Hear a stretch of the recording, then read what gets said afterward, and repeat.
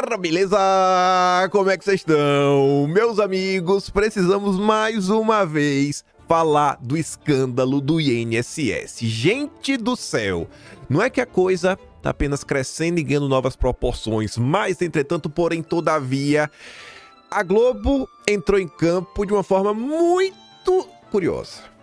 Vocês sabem do alcance que a Globo tem. Vocês sabem da importância do Jornal Nacional de se comunicar com o povão, das pessoas que não acompanham o dia a dia da política.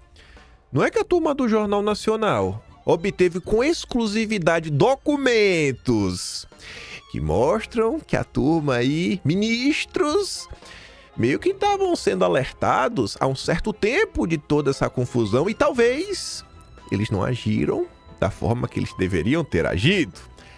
Tem muita coisa pra gente comentar. Nossa, e parece que inclusive tem brigas palacianas. Nosso companheiro Sidônio participando aí de certas frituras, movimentações internas, talvez 2026 pode estar aí nesse pacote.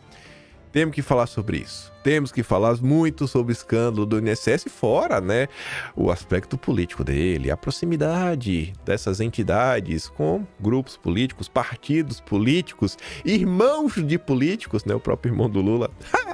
Mas a gente vai chegar lá. Quero começar o vídeo falando da nossa linha Democracinha. Alguns comentários aí, né? Tem um editorial que circulou bastante, aí o próprio Bolsonaro compartilhou do Estadão. Vamos falar sobre ele, eu vou falar sobre o de hoje também. O outro editorial de hoje, que nem parece que foi a mesma pessoa que escreveu. Aí depois, na terceira parte, tem mais loucuras ligadas ao governo Lula. Não vou nem adiantar, porque eu não sei se a gente vai conseguir chegar lá. E na quarta e última, aí eu realmente acho que a gente vai comentar hoje, nem vou falar. Mas tinha uns assuntos aí pra gente falar de soberania nacional e sabotagem a Petrobras, petróleo, umas coisas que o Lula vem aprontando junto com parlamentares de esquerda, mas acho que vai ficar pra amanhã. Vamos lá. Cadê? Por que não mudou? Toda a nossa democracia rapidamente, começando o vídeo de uma forma mais pesada. Depois o vídeo vai ficar mais leve. A gente começa mais tenso, depois a gente vai aliviando do lado. O Carlos Bolsonaro comenta, né? Pelo simples fato da Polícia Federal ter tomado o passaporte do último presidente do Brasil há mais de um ano, em uma abissal busca e apreensão para achar um cartão, né, o cartãozinho do negócio que tomou, que inclusive, né, qual foi o desfecho do caso do cartão? Qual foi o desfecho, hein? Eu acho que foi uma vitória de Bolsonaro ao longo do mês de março, mas tudo bem. E o tal Deus da democracia tê-lo impedido de ir até mesmo à posse de um presidente em outra nação vizinha, sem qualquer motivo legal. Inclusive foi convidado, né, pelo Trump. Isso já seria o suficiente para saber que não existe qualquer julgamento legal no Brasil, mas sim uma procissão política para queimar qualquer um que ousar questionar quem é o seu Lula ao poder. Qualquer cantanhete entende esse enredo exposto na democracia pujante e inabalável. Vamos viajar gastando bilhões do dinheiro do povo, que o consórcio finge isenção por um dia, né, frente a mais um escândalo de sua criatura, e o sistema amanhã parte para cima do Bozo novamente. Segue o ciclo. Hoje, nas últimas horas, eu estava revisando um subtema do Atlas, que era assim, outros casos e vitórias importantes. Acho que eu coloquei esse nome, assim, de Bolsonaro. Porque o mês de março a gente teve julgamento, né? Tudo mais, primeira parte, segunda parte, denúncia. Aí, enfim, isso basicamente está num capítulo, só que não teve só, em termos jurídicos, a denúncia, né? A aceitação da denúncia. A gente teve o caso das joias. Lembra de uma notícia aí que saiu no mês de março sobre as joias? O TCU falando que os presidentes meio que eles podem ficar com as joias, né? Porque são entes personalíssimos, não tem museu pra deixar lá relógio nem nada, né? Tanto que o Lula ficou com relógio. Aí você lembra, né? Todo o desgaste desde janeiro de 2023 relacionado a joias. Aí teve, né, o fim, que não deu em nada, a história do cartãozinho, nada que conseguisse realmente mostrar que o Bolsonaro é o grande culpado. Meu Deus do céu, olha, ele falsificou o cartão. Sabe, como se fosse um crime realmente muito perigoso, né? Como se fosse um estelionatário, como se fosse roubar dinheiro de alguém. Ainda que ele realmente tivesse falsificado, você fica, cara, tá, mas e daí, velho? Aí você relembra tudo que teve desde 2023, toda essa perseguição contra Bolsonaro. Aí teve o caso da baleia. Da baleia. Lembra da baleia? Assim, é umas coisas que não tem como levar o país a sério. Não tem como levar o país a sério.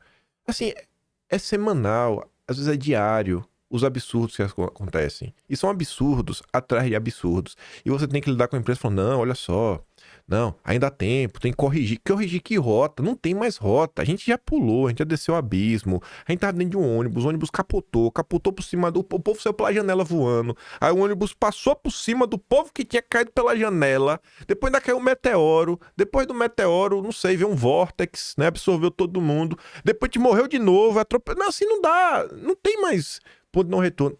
Mas tá aí. Todo mundo fingindo que o Brasil vive em uma plena democracia, o Estado democrático de direito, né? Segue firme, forte as instituições, sobreviver ao golpismo bolsonarista, toda aquela ladainha que vocês não aguentam mais ouvir. É surreal, é simplesmente surreal. Débora, 14 anos, golpe de Estado. Nossa, ela deu um golpe, porque... Não, ela tava lá, ela era um golpe, o dinheiro não... São as coisas que não tem nenhuma explicação cabível a não ser maldade. É pura maldade o que está sendo feito e as pessoas parecem que se regozijar, né, desse mal que elas promovem. Enfim. Aí no dia de ontem, o Estadão publicou nos seus editoriais padrões e esse aqui circulou bastante, o próprio Bolsonaro compartilhou, jornalistas compartilharam, as pessoas comentaram sobre ele. O Supremo que Barroso não quer ver. E, assim, eu sei mais ou menos como é, que eu já fui atrás disso, meus contatinhos me falaram que tem 9 pessoas que juntas escrevem os editoriais do Estadão. Eles discutem lá as pautas, eu não sei eu não sei como é o processo, mas eu sei que são um grupo de 9. Não sei se cada um escreve se tem gente que escreve, não escreve, eu sei que tem um núcleo de 9 pessoas. Agora não me pergunte quem são as 9, porque eu não sei. A informação que eu tenho é essa, né? Mas eu sei que tem um núcleo de 9 pessoas. Como fez recentemente com este jornal, o presidente do Supremo, Luiz Roberto Barroso, decidiu rebater críticas da tradicional revista britânica The Economist à corte. O ministro faria melhor se optasse pelo silêncio. O Estadão vez outra aí, né, igual relógio parado, então essas são as críticas, e o Supremo já chegou a rebater o Estadão também. Aí vai lá.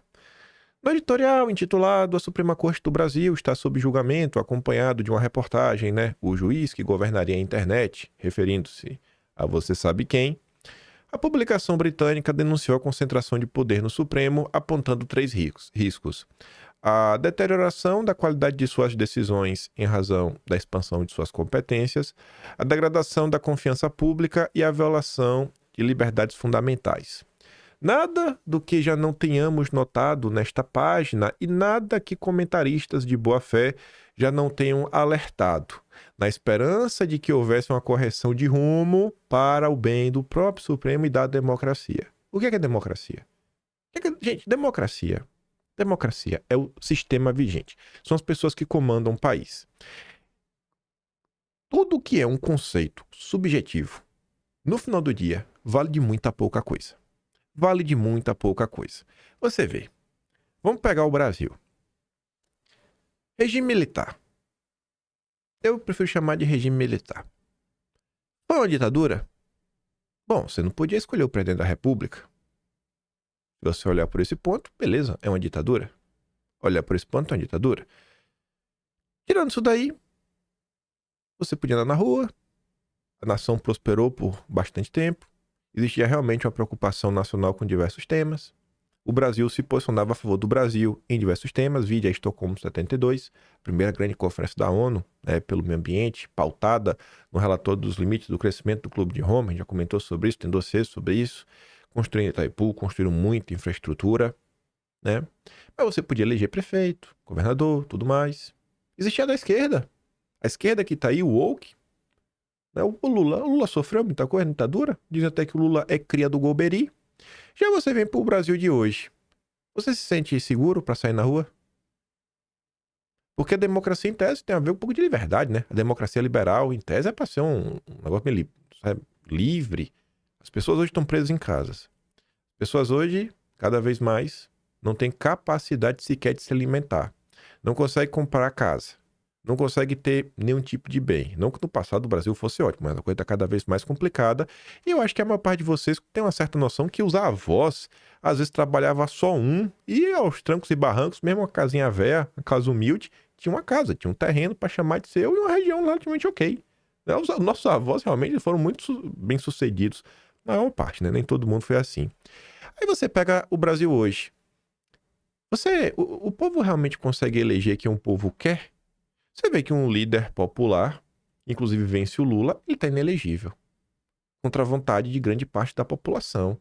por conta de uma lei que, bom, na época que foi aprovada, eu acho que pelo menos as pessoas vão concordar que o povo não acompanhava a política tão de perto e com a mesma intensidade de hoje, que é a lei da ficha limpa, e que hoje, ao analisar inclusive o retrospecto dessa lei, como ela nasce, né, inclusive o próprio abaixo-assinado da época, a turma do Havas, na época que estava à frente era o Pedro Abramovay, né, atualmente um vice-presidente internacional da Open Society Foundation, do Soros, desde lá ele já era ligado ao Soros, os grupos que participaram, todo o processo, a reprodução dessa lei a nível internacional, você fala, pô, mas e aí? E aí você tem, né, um presidente da República, ex-presidente da República, Bolsonaro não pode. E ainda aqueles absurdos, né, ele fez reunião com o embaixador. Aí você relembra a matéria da própria Veja, quando a Dilma chegou até a cogitar, né, tudo mais, tentar, não sei se de defesa, mas na época ninguém gritou golpe, ninguém gritou nada. Então, você não pode eleger o Bolsonaro se você quisesse. E ainda que Bolsonaro tivesse elegível, quando você olha para o restante da máquina, é uma democracia, linda democracia. Bom, mas você só pode ser candidato se você tiver filiado a um partido político. E dentro do partido político, tem acesso ao fundão só quem tem partido político que quebra, né, ultrapassa a cláusula de barreira e, ainda mais, né, o dinheiro é direcionado pelos caciques. Aí você olha só na democracia. No passado você não podia falar de muita coisa. Mas tinha uma censura e, assim, a censura que tinha, às vezes o jornal ia lá e rabiscava uma coisa, né? Não, essa matéria não pode publicar. Tiveram jornais que foram fechados, sim, tiveram jornais que foram fechados. Exatamente ali no pós-31 de março. Mas quando você olha pro dia de hoje, às vezes a pessoa não sabe nem por que ela não pode falar. Às vezes ela só descobre que o perfil dela foi removido da rede social. E a quantidade de assuntos que você não pode falar hoje, assim, são muito esquisitos. Hoje, inclusive, você vê deputados, né? Você vê o que aconteceu com alguns deputados aí por falarem coisas, foram caçados, presos.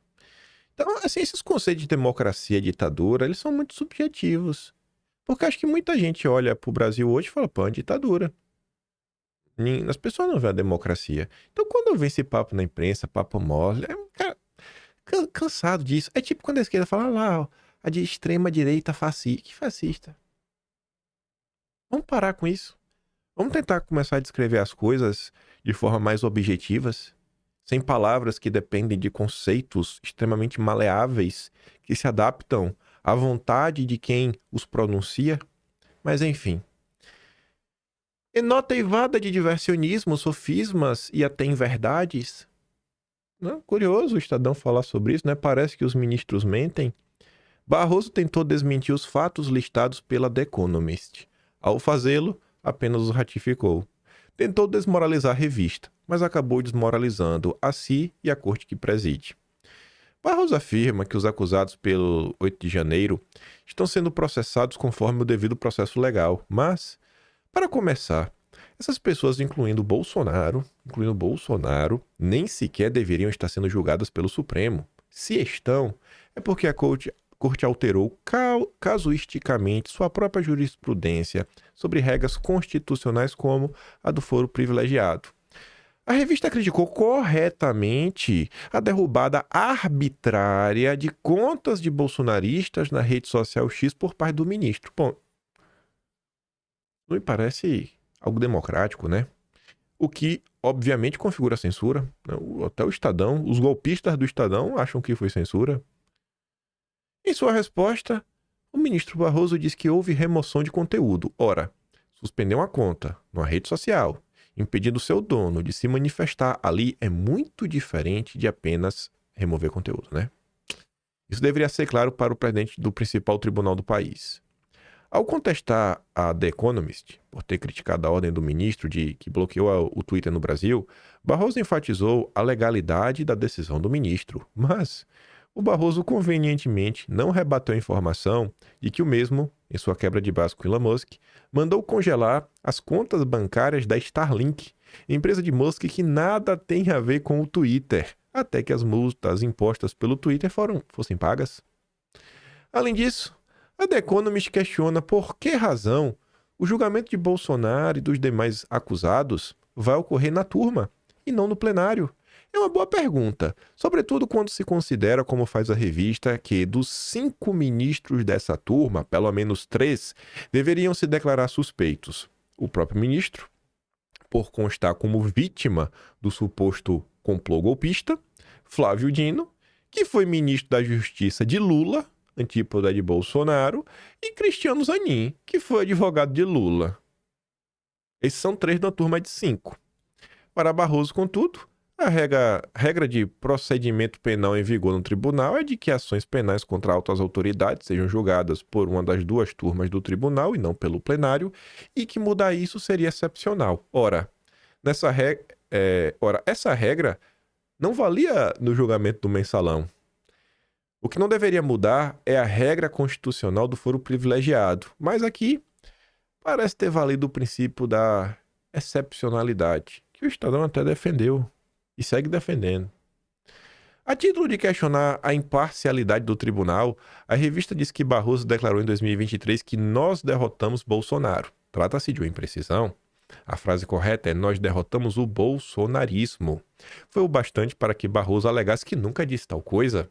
O truque retórico chega a ser ofensivo à inteligência alheia.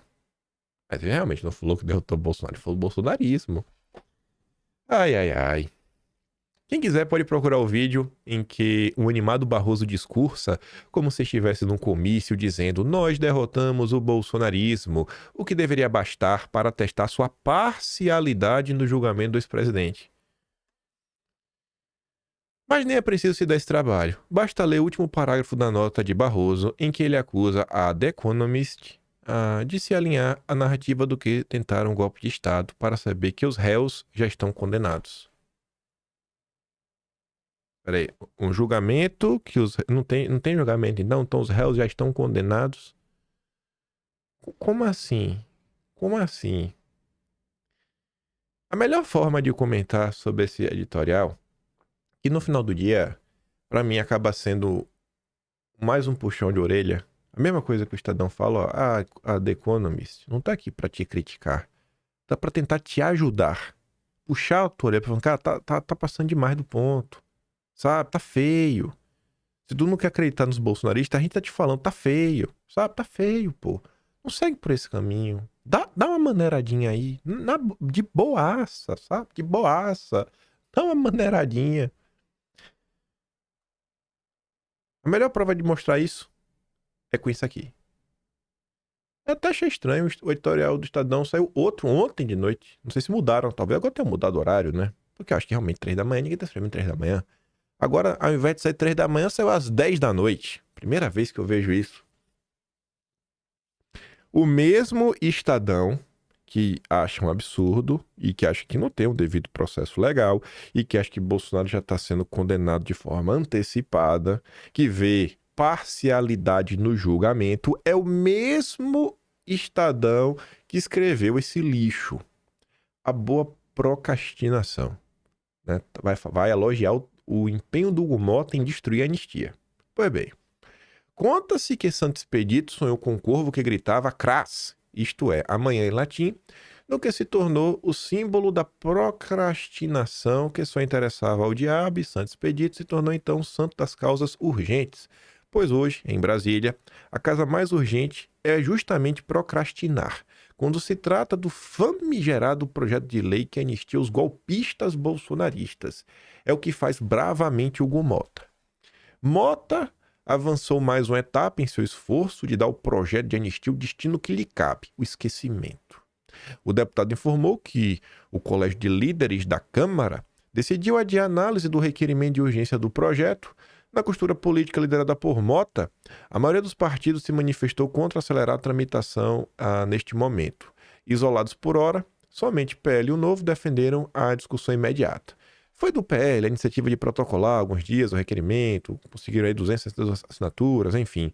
Ainda que o Hugo Mota não seja obrigado a pautá-lo, o número de assinaturas é uma forma de demonstração do apoio à matéria dentro da casa. Com efeito, aumentou a pressão sobre Mota para fazê-lo, ao que ele vem resistindo. Em circunstâncias normais, porém, o projeto nem sequer deveria ser discutido por gente séria, muito menos ser objeto de negociação entre partidos. Não só a maioria dos brasileiros é contra a anistia, como há problemas mais urgentes a tratar. O projeto é também uma afronta ao judiciário, por ignorar um julgamento que nem sequer terminou no Supremo. Assim, peraí. O mesmo Estadão que fala, né, que os réus já estão condenados, que mostra a parcialidade, né? Que reforça o nós derrotamos o bolsonarismo. Rapaz, sabe que, enfim, né? O Zanin foi advogado do Lula, Flávio Dino, né? Que o próprio Estadão reconhece. Enfim, é o Estadão que fala de afronta ao judiciário. Ou o judiciário está afrontando o devido processo legal em absurdos e a The Economist está certa, ou o projeto da anistia afronta o judiciário, porque não faz sentido. Mas não faz nenhum sentido. Porque se tem algo errado, comprovadamente errado, porque o Estadão está dizendo ali, não faz sentido. Ainda foi, não é pra falar que foi 24 horas depois, porque o Estadão mudou o horário, né? Mas em menos de 24 horas, 2 editoriais que um anula o outro. É como se tudo que o Estadão escreveu em editorial, sei lá, não tivesse aqui. Por isso que eu falei, são 9 pessoas que escrevem. Acho que aqui foi o dono do Estadão, né? Deve ser algum herdeiro aí do João Júlio de Mesquita Filho, o sangue azul do golpismo que escrevendo essa porcaria aqui. Aí continua, aí só piora. Ocorre que estamos longe de viver em circunstâncias normais, a disfuncionalidade das instituições, a recorrência das votações polarizadas no Congresso, o fantasma do extremismo e a gravidade dos delitos cometidos pelo golpista. Qual é a gravidade? Pegar o batom e... o quê? Escrever? Quebrar umas cadeiras? Cagar em cima de uma mesa? Isso não é normal, né? Agora, assim, a gravidade, acho que tem coisa muito pior acontecendo no Brasil, que a imprensa pouco se importa. Como, por exemplo, a questão ligada à insegurança, à violência urbana. Enfim, né? Dando sobrevida à tese delirante de que ele é um perseguido político. Né? O Bolsonaro não é um perseguido político. Todo o editorial anterior está reforçado. Ele não é um perseguido político. Não tem nada errado sendo feito contra ele. O caso da baleia, né? Não, o caso da baleia não é técnico, 100% técnico. Do cartãozinho técnico, da joias técnico, tudo técnico. Equilibrando-se entre as pressões e circunstâncias, Hugo Mota pareceu o homem certo, no lugar certo, para esses tempos turvos. Pertence a um grupo político que tem sido fiel da balança entre o lupetismo e o bolsonarismo, e reúne atributos e poderes suficientes para fazer a mediação, tanto entre governistas e oposicionistas, como entre a direita democrata e a direita extremista e liberticida. Quem será, né? Os membros da direita democrata são os membros do Partido Republicanos? Quem é? O presidente da Câmara sabe que a sociedade, em sua maioria, não compartilha do desejo de absolvição sumária para aqueles que atentaram contra as instituições democráticas. Atentou mesmo. Sabe, por outro lado, que não pode simplesmente dar um cavalo de pau e enterrar o pé da anistia do dia para a noite, como deveria fazê-lo. Insista-se, fossem anormais as circunstâncias. Só negociação com o colégio de líderes tem a exata medida do realismo. Numa ponta, esfria-se o tema. Em outra, negocia-se uma proposta que escape de um mal maior, isto é, anistia irrestrita. Antes que os oportunistas de ocasião se aproveitem, convém deixar muito claro, o pele da anistia, na forma como está, em qualquer alívio seletivo, fruto de negociação política na Câmara, é uma iniciativa desarrosada e inconcebível. Seu único objetivo é reabilitar politicamente Bolsonaro. É só isso. Toda a galera aí que tá presa, ninguém liga. É só Bolsonaro. A gente vive em torno de Bolsonaro. Não à toa, apesar da campanha de grupelhos em seu favor, jamais chegou perto de ser uma agenda de interesse nacional. Rapaz, eu acho que foi essa semana. Acho não, tenho certeza. Não deve ter 72 horas na entrevista do Felipe Nunes, dono da Quest. Ele está pontuando que nas pesquisas que eles fazem já começam a aparecer inúmeras pessoas apontando os abusos que vêm acontecendo, em especial ligado ao 8 de janeiro. Isso porque o tema conta com a total inanição da imprensa, no sentido de mostrar os absurdos. A imprensa não comenta, tem uma grande espiral do silêncio, e a imprensa só serve, né, para manter o comportamento golpista dos seus fundadores, né? Desde o Júlio de Mesquita Filho e o senhor Roberto Marinho, parece que também nada mudou na Globo, né? Mas o barulho dos bolsonaristas impede que o projeto tenha o quanto antes o destino que merece. Assim faz sentido que haja uma articulação entre executivo, legislativo e judiciário para entregar alguns anéis, isto é, atenuar algumas penas de vândalos do 8 de janeiro para preservar os dedos, mandando para a cadeia por um bom tempo os articuladores e líderes da intentona bolsonarista. O mesmo editorial que reclama que o julgamento já está decidido, cartas marcadas, não tem devido processo legal, que as críticas do The Economist estão corretas e que o presidente da corte fala que nós derrotamos o bolsonarismo, mostrando uma certa parcialidade e que o julgamento na turma de 5-3 deveriam se declarar afastados, até porque um era ex-advogado do Lula, o outro ex-ministro do Lula durante o 8 de janeiro. Aí eu te pergunto, como pode, em menos de 24 horas, o mesmo jornal emitir duas opiniões que são, assim, opostas entre si? É um paradoxo. Aí você tem que ter aqui, né, um contraponto para não terminar tão mal. Nossos companheiros da tropa, o Ruizão vem lá de novo. 14 anos de cadeia para a mulher do batom. Não é só isso. Ela foi condenada a 14 anos porque usou um batom para pichar a estátua da Praça dos Três Poderes em frente ao Supremo. É por isso. Não adianta falar que ela foi condenada por outros crimes. Eles são invenção da corte. É uma vergonha que pessoas tenham condenado ela a 14 anos, por crimes que ela não cometeu. Essa mulher não cometeu crime nenhum. O máximo que poderia acontecer era levar uma multa. Ela não cometeu absolutamente nenhum crime. É uma pessoa inocente que está indo para a cadeia por 14 anos. Ela está sendo acusada de formação de quadrilha, insurreição armada, depredação do patrimônio público tombado, não sei mais quantos crimes que inventaram para prender essa mulher. O argumento que ela não deveria ter ido para lá é podre, porque amanhã o pessoal vai à Praça dos Três Poderes, terá um entreveiro com a polícia e vai pegar 15 anos de cadeia. É um direito constitucional protestar na Praça dos Três Poderes. Essa mulher não cometeu nenhum crime. É uma vergonha que juízes da corte tenham condenado ela a 14 anos. Como o negócio é muito feio, você precisa bancar isso. O Fux discordou, Zanin deu 11 anos, o que também é uma barbaridade. É uma vergonha que um juiz faça uma coisa dessas. Os juízes da ditadura que condenaram sob a Lei de Segurança Nacional o pessoal que participou da luta armada, tinham mais razão em condenar aquele pessoal do que o pessoal agora. A ditadura era ilegítima, os cidadãos pegarem armas para lutar contra o regime, era um julgamento injusto, mas ainda assim é mais justo do que esse. Pronto. Segundo o Ruizão, comunista, trotskista, disfarçado. A ditadura é mais justa do que a democracia. Vai entender, né?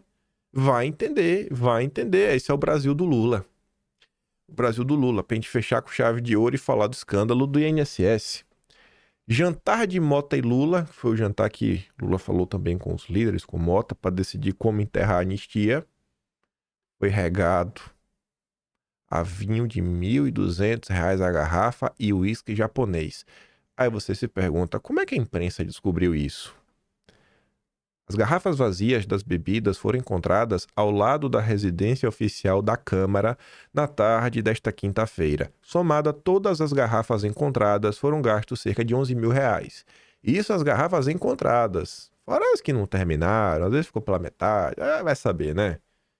Vai saber o que não se viu. Fora comida também, né? Não vai dizer que só que o pessoal só bebeu, não teve que tirar gostosinho. Essa é a democracia. Essa é a democracia.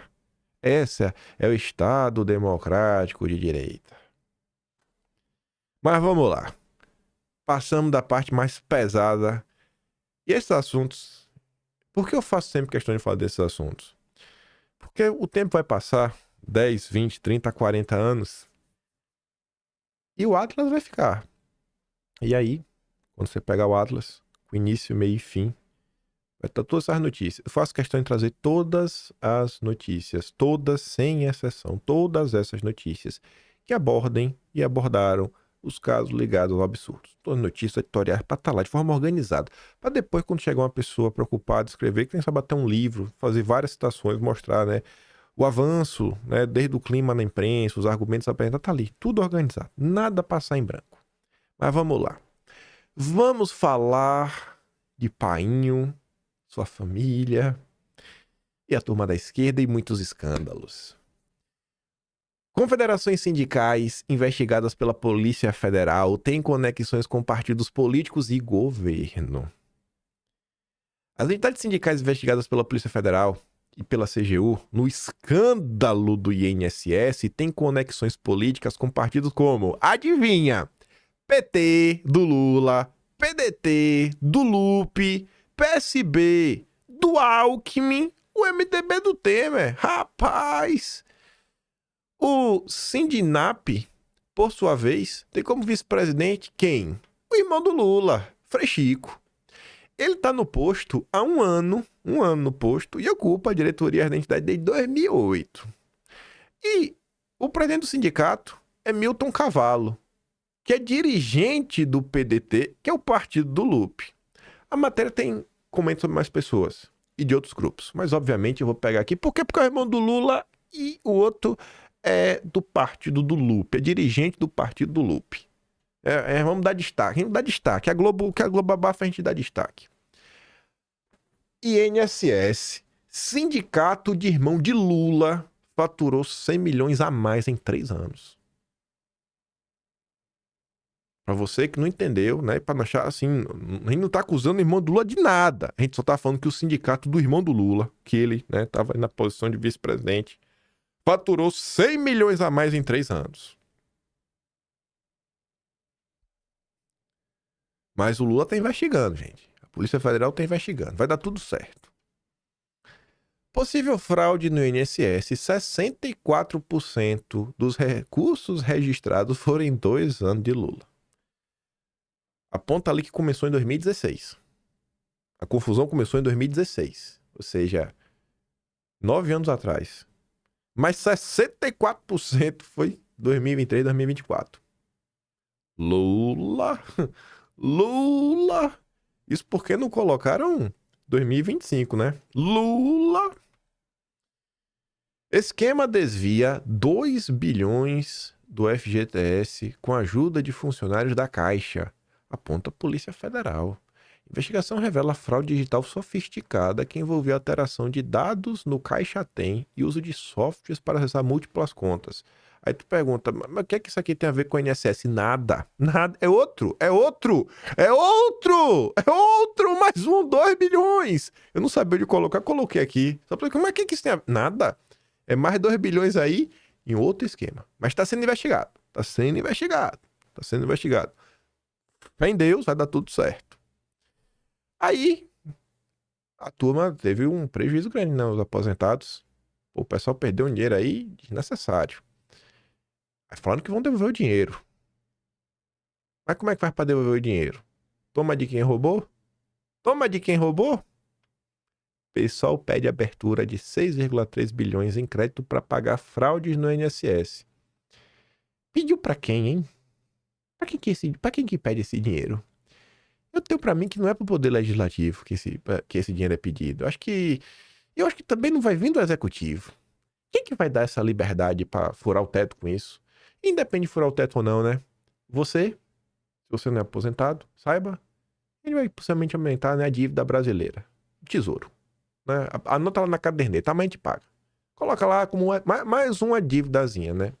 A Paula Schmidt diz, né? Paula, o pessoal deu a solução. Nós todos pagamos o roubo deles. Os vagabundos não têm vergonha na cara mesmo. O povo não vale nada pra essa turma. Governo Lula recebeu suspeitos de fraudes no INSS 15 vezes desde 2023. Essa notícia aqui podia ser bem grave, mas não é tanto quanto outras que eu acho que são ainda mais preocupantes. Porque, sabe, não é porque o cara foi lá, você recebeu o cara, que você sabia que o cara tava fazendo alguma maracutaia. Você recebeu o cara e você não sabe se o cara fez a maracutaia ou não. É porque no governo do PT é difícil ter fé em Deus, né? É difícil ter fé em Deus e na boa vontade dos petistas. Mas grave mesmo é isso aqui. Governo tenta conter crise, mas não explica a inação de Lupe e do INSS. Até o momento não tem explicação para isso.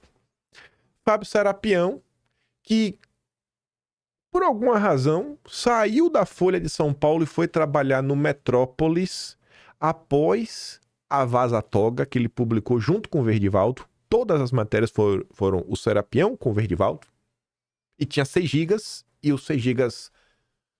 Não sei. Tinha 6 gigas. Eu fui trabalhando no Metrópolis.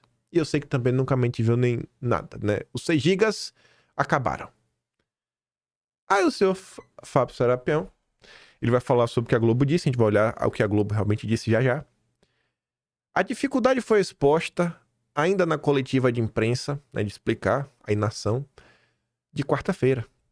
Após admitir ser o responsável pela indicação de Alexandre Stefanuto para comandar o INSS, Lupe foi questionado pela coluna se demitiria o servidor que havia sido afastado pela justiça.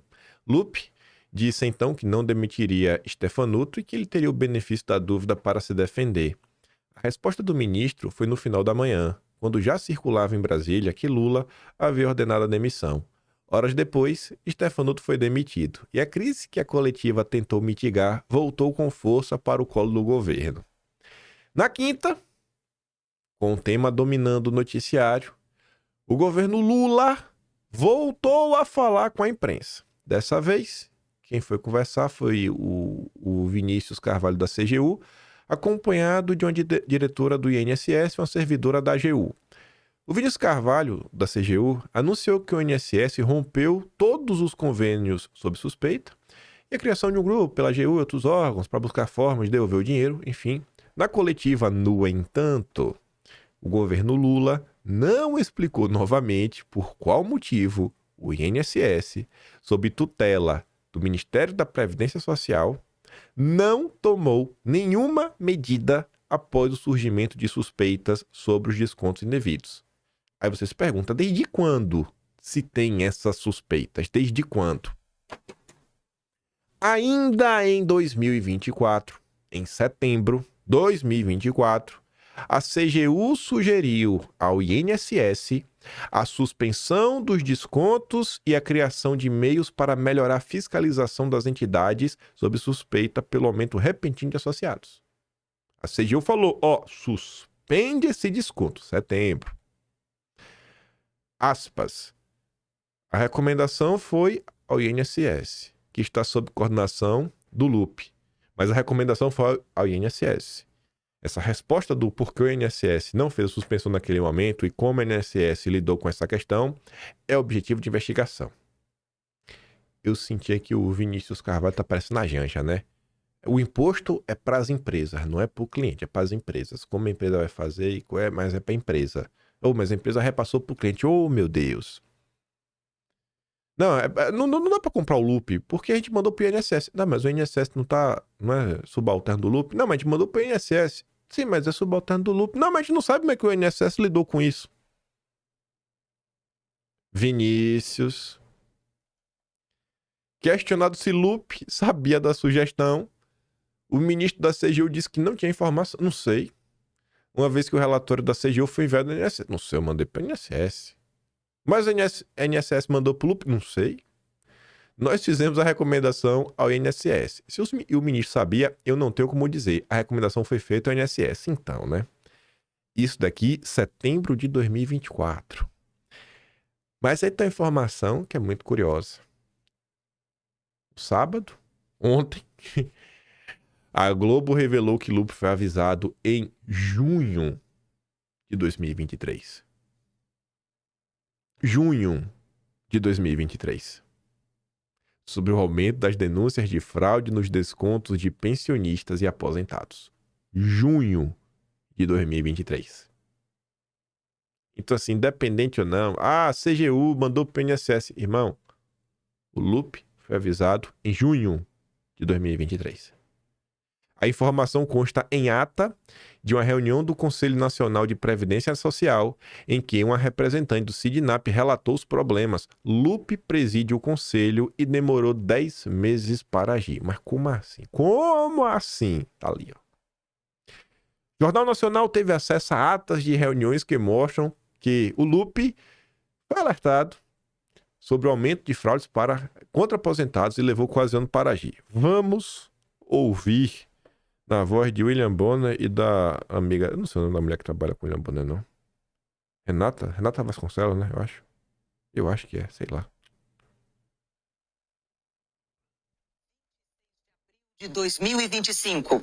Centenas de milhões de pessoas no mundo inteiro e 400 mil em Roma acompanham o cortejo fúnebre do Papa Francisco da Basílica de São Pedro até o sepultamento na Santa Maria Maior.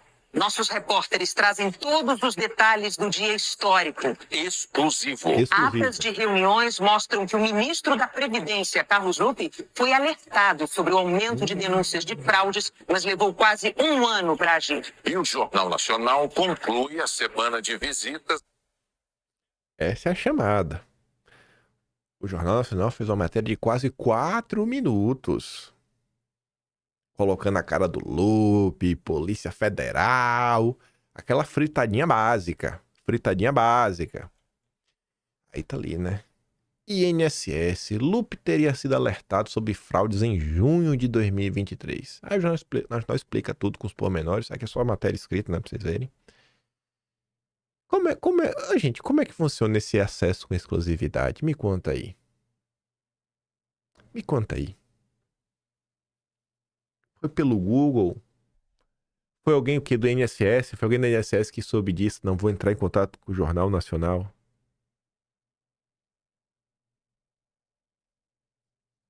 Pelo amor de Deus, né? Sabe o que é isso daqui? Sabe quando você tem um prédio? Você tem que demolir o prédio? Quando você vai demolir o prédio, você não chega pra um cara qualquer e fala, irmão, derruba esse prédio aí. Não dá. Porque é capaz do prédio cair igual uma árvore, cair pra frente e destruir tudo que tiver em volta. Quando você tem que destruir um prédio, você tem que contratar pessoas com expertise pra implodir, pro prédio cair em pé. Sabe quando você bota uma bomba no lugar certo, o prédio vai cair em pé. Ele vai se desmoronar, sabe? Uma implosão controlada. A pergunta que fica é por que a Globo está fritando propositalmente o Lupe? Eu tenho algumas teorias. Mas primeiro vamos ver aqui Esqueci de baixar esse vídeo. Vou abrir aqui o Twitter do Samuel Pancha. Só um segundinho. Aqui. A quase 250. Uma auditoria da CGU mostra que o volume de descontos triplicou em menos de um ano, chegando a quase 250 milhões de reais por mês, exatamente no período em que o ministro Carlos Lupe não tomou medidas concretas, mesmo tendo sido alertado. Apesar dos alertas da conselheira e mesmo depois da inclusão das fraudes nas reuniões do Conselho, em abril do ano passado, os descontos com indícios de fraude só foram interrompidos nesta semana com a operação da Polícia Federal e da CGU. Tá vendo aí, né? Mesmo com tudo acontecendo, nada rolou.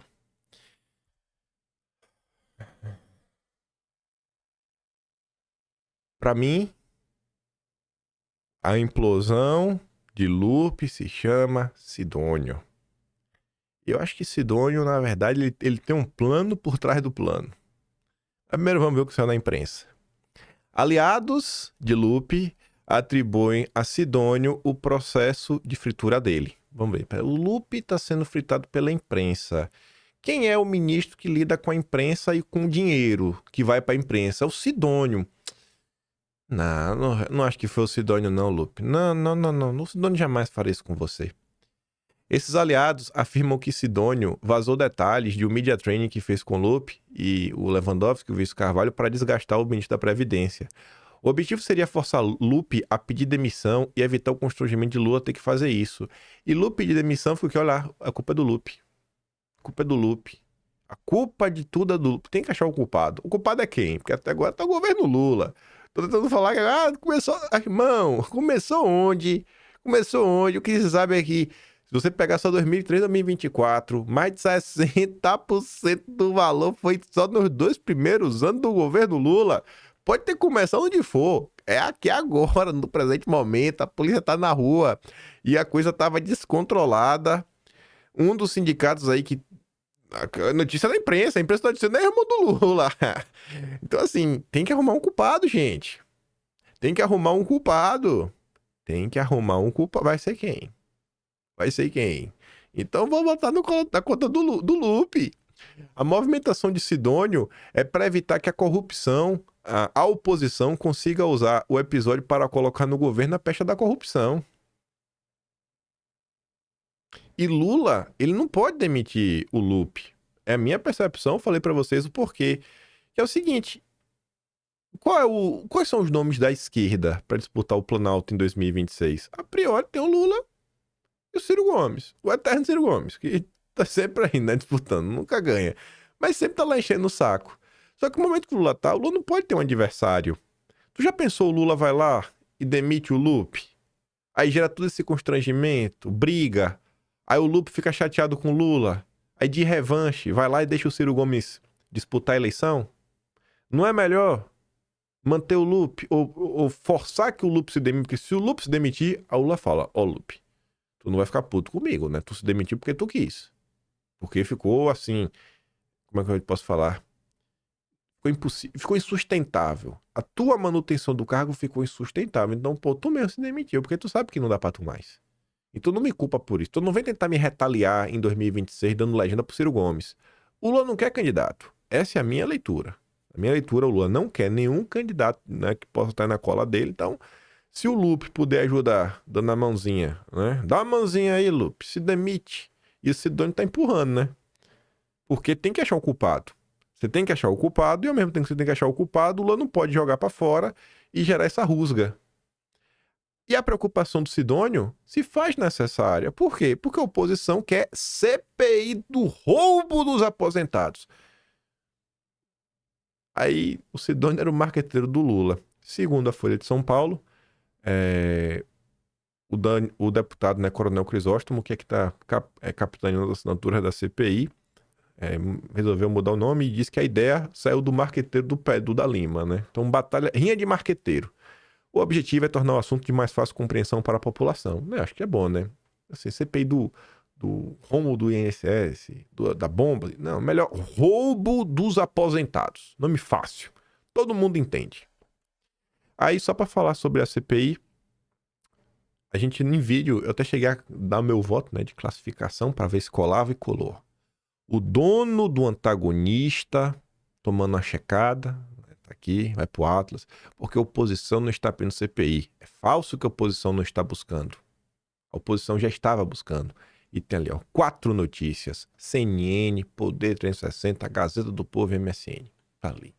O dono do antagonista, propaganda e desinformação, a troco do quê? Deve ser ajudar a terceira via. Mas vamos lá. A Globo é aliada do governo. Para mim tá fazendo uma implosão controlada para não respingar no Lula, porque o assunto não para de crescer. E aí você vê, né, o que é o verdadeiro jornalismo. Onde é que tava a Globo lá atrás e até agora para falar assim dos pormenores, inclusive dar crédito a quem tá levantando toda a lebre do que vem sendo denunciado, que é o jornalista Luiz Vassalo. Eu temo até por esse rapaz. Eu acho que esse cara nunca mais na vida vai trabalhar na Globo.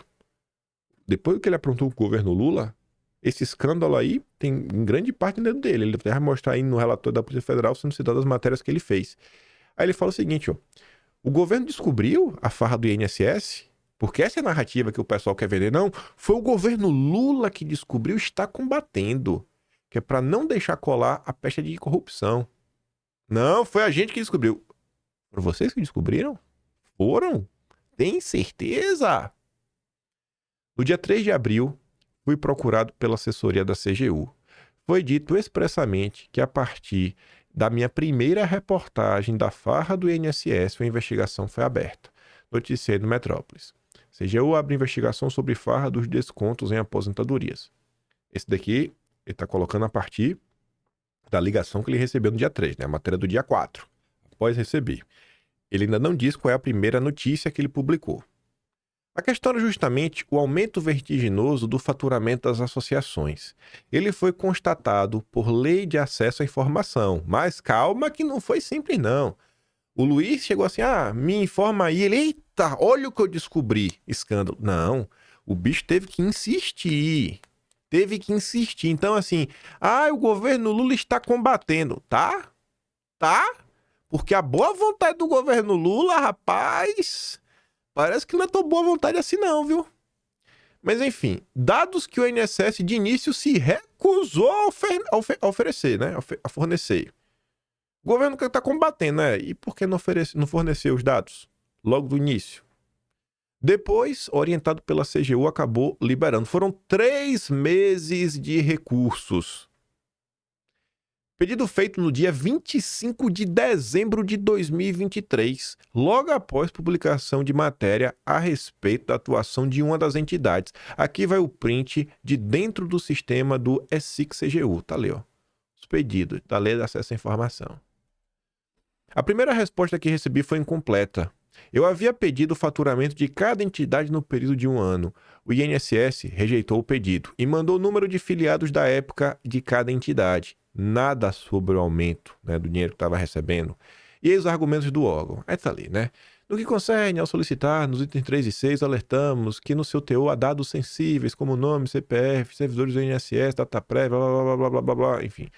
Por fim, quanto ao requisito 37, não há conhecimento por essa divisão a respeito das discussões possíveis e possíveis propostas elaboradas pelo Ministério da Previdência Social, devendo o questionamento ser direcionado ao Ministério. Feitas as considerações, devolva-se a condição geral de pagamento de benefícios para ciente de acordo, blá, blá. Tá ali.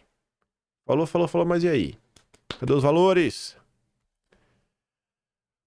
Em meu segundo recurso, de novo, negaram dados do crescimento do faturamento das associações. Em relação ao item 3, esta divisão mantém o entendimento exarado no despacho tal em relação à arrecadação de cada entidade de classe, porém, face não possuir dados sensíveis, segue a tabela abaixo com o valor do repasse mensal às entidades de classe no ano de 2023. Aí você vê que tem um aumento vertiginoso no repasse, mas tá, e quanto cada um recebeu? Eu quero os pormenores pra gente poder entender, né, estratificado assim, esmiuçado, bonitinho. Após o meu terceiro recurso, aí agora ele fez o recurso, apresentou para quem? Para a CGU. O órgão aconselhou o INSS a liberar os dados. É melhor liberar o dado aí, viu? É esse o governo? O governo Lula revelou. Pera aí, pô. Pera aí. Tu vai cair no conta. A Globo está tentando fazer uma implosão controlada para poupar o Lula. Frita o Lula, coloca a culpa no Lula, pobre coitado, não sabia de nada. Isso me foi dito depois, em entrevista concedida pelo ex-presidente do órgão, o Stefano. Tem isso aí, tá ali, na entrevista que ele fez com o cara. Funcionários que barraram as informações por 3 meses eram do núcleo de André Fidelis, aquele que foi demitido após a revelação da farra das associações. Foi então, quando no fim de março, mostrei o crescimento vertiginoso. Aí você vê a matéria. Exclusivo. Farra do desconto em aposentadorias fatura 2 bilhões em um ano. 27 de março de 2024. Entidades parceiras do INSS que são alvo de milhares de ações judiciais por desconto indevido de aposentados triplicaram o faturamento mensal. E o Luiz Vassalo não é a única pessoa que estava falando sobre isso.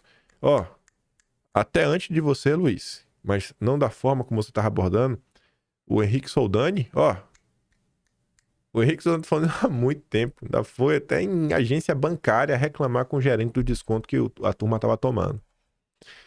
Sobre a operação da Polícia Federal, eis o que consta na decisão judicial que autorizou. Ali embaixo, ó. Narra a autoridade policial, em suma, que a investigação teve início a partir da notícia-crime número tal, encaminhada via e-mail à Diretoria de Investigação e Combate ao Crime Organizado, DICO. Em síntese, o denunciante relata a reportagem do periódico Metrópolis, publicada em 23 de dezembro de 2023 e 26 de dezembro de 2023, que apontam descontos sem consentimento nos benefícios de aposentados do INSS, que teria sido realizado pela Associação dos Aposentados Mutualistas para Benefícios Coletivos, a AMBEC. Coloca ali o CNPJ. E ali a matéria, ó. Associação em nome de auxiliar de dentista dá golpe em aposentados. Associação ligada a empresário com contrato no INSS, AMBEC, desconta, direto na folha, mensalidade de R$ 45,00 sem autorização dos aposentados.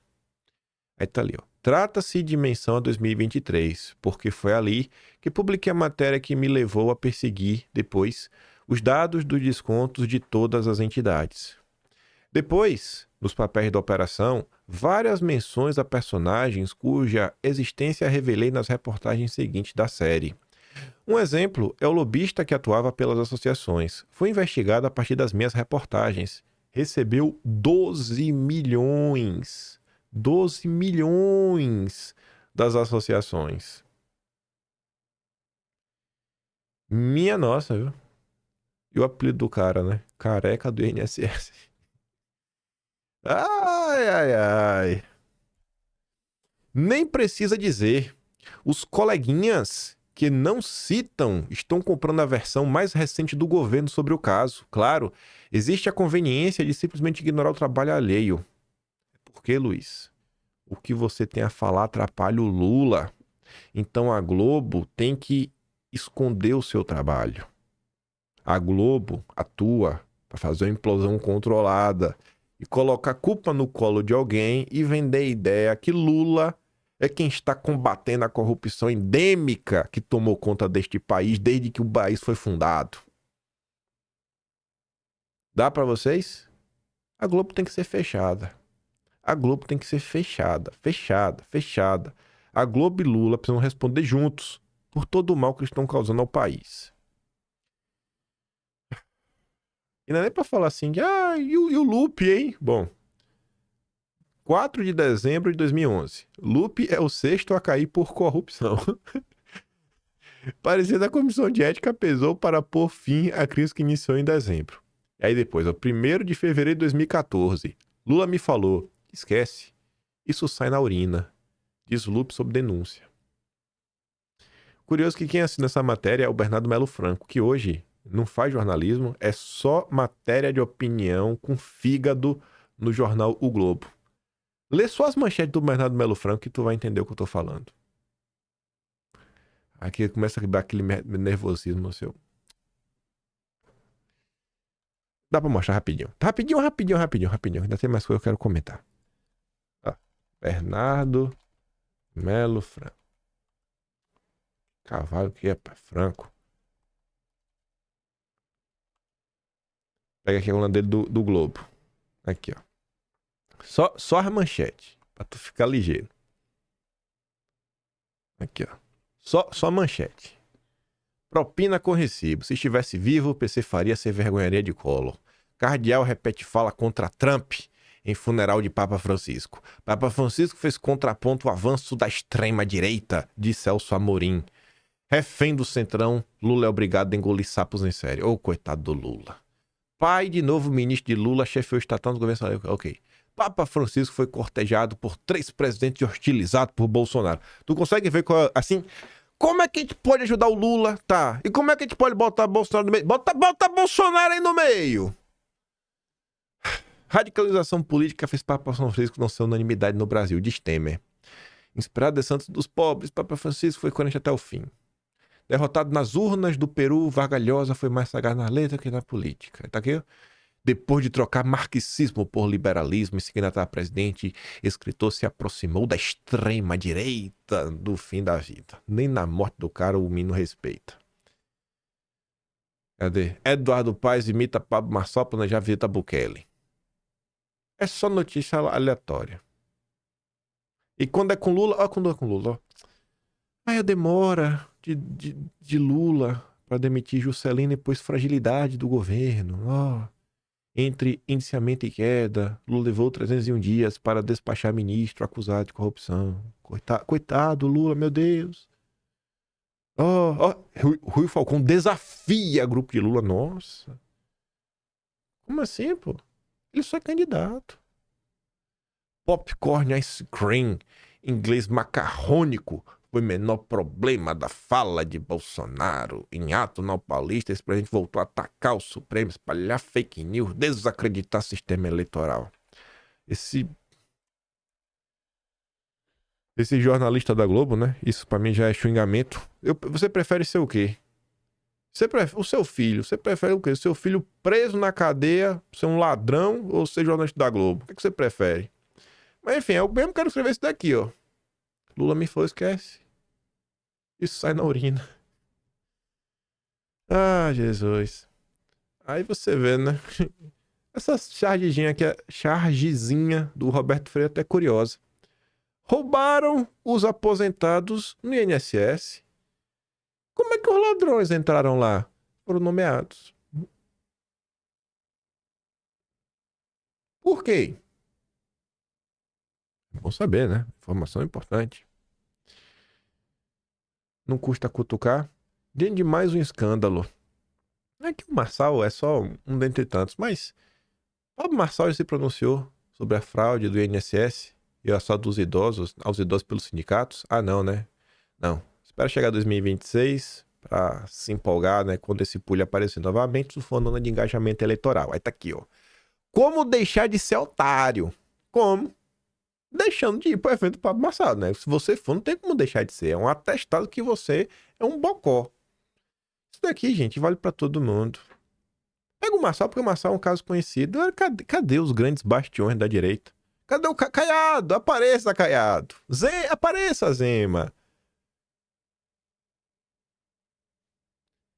As pessoas reclamam, o brasileiro não se interessa por política. A imprensa não relata o que tem que relatar. Cara, e por que você então não ajuda a relatar? Vocês que possuem voz, que têm um peso político, o que vocês falam às vezes acaba virando notícia na imprensa. Sabe, gente, poxa, não dá. Simplesmente não dá.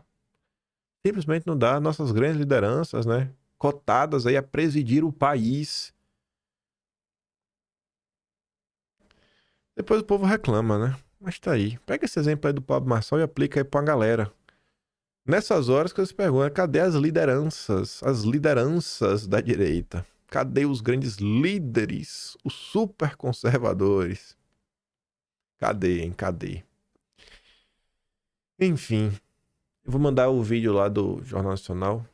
Se quiser ver, né, os dois lá, recorte, mando lá no Telegram. Link tá sempre na descrição. E como eu sempre digo, se quiser apoiar um pouquinho mais meu trabalho, passa no meu canal, tem um Tony Valeu, tem um Patreon na descrição e tem um Atlas Brasileiro, que assim como os casos do Juscelino, da Saúde. Você lembra da Daniela do Vaguinho? Por que ela foi demitida, Daniela do Vaguinho? Qual foi os escândalos da Daniela Vaguinho? O que ela estava envolvida, a ministra do Turismo, né? Com que ela bateu fotos? Eu ia falar um negócio aqui que eu acabei de ser até preso, que eu ia falar, não, que teve uma pessoa também que era uma pista, pô, a questão dela sabiam que não bateu foto, mas foi flag. Esquece. Vai lá. Eventos que aconteceram no governo Lula. Tá registrado, dama do tráfico. Fora os escândalos, né? Que não tá diretamente ligado a Lula, mas também tá ligado à esquerda, tipo o escândalo da Mind 8, da Choquei. O povo já esqueceu, né? Mas tá lá, registrado. Tu lembra? Eu tenho certeza que você lembra que teve um escândalo, mas se eu te perguntar os pormenores, os posicionamentos da época, as denúncias extras que foram aparecendo, a relação da imprensa no processo, a Globo abafando o caso, tá tudo lá. O Arroz Gate, nossa, foi tanto escândalo que aconteceu nesses anos Lula. Kimpan.com.br, você encontra todos os atlas lá. A promessa é 48, né, que são os 4 anos do governo Lula. Depois disso, aí a gente sente e reavalia. Mas no padrão que está sendo feito, né, mais de 400 páginas por mês, tá de brincadeira, né? A promessa é até o fim do governo lá. Depois é depois. Aí depois a gente conversa. Mas enfim. Vejo vocês amanhã. E boa sorte aí pro Lula, viu? Porque ainda tem mais confusões que nem deu tempo de comentar hoje, que possivelmente vai comentar amanhã. Valeu, meus amigos. Tamo junto. É isso. Fui.